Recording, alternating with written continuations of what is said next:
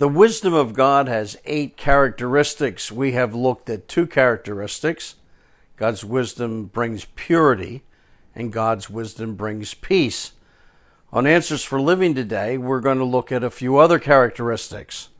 God's wisdom is filled with gentleness. Now, the Greek word has no English equivalent. The idea is firmness. It has the idea of directness, but it's enveloped with love. Abraham Lincoln called it velvet steel. Men, have you ever had to come down hard on your child because of their disobedience, because they royally failed? Perhaps you took away their freedom for a month. Well, gentleness is firmness with tremendous love. There's no such thing, or I should say there's so much love that it cushions the discipline.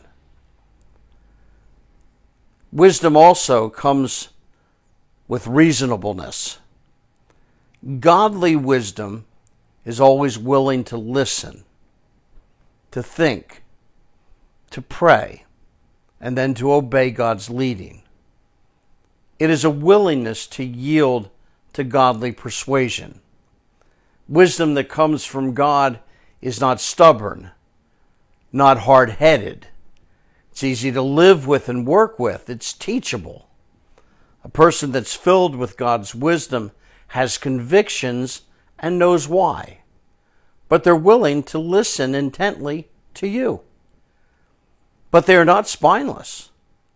There's submission to God, submission for God's glory, and it's submission not because of weakness.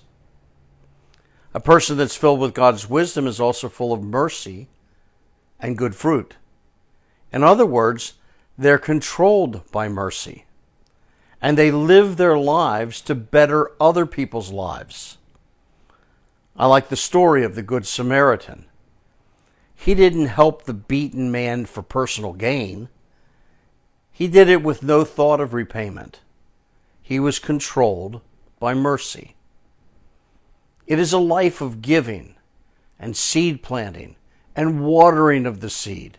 It is a life that watches spiritual growth of others and rejoices in their growth.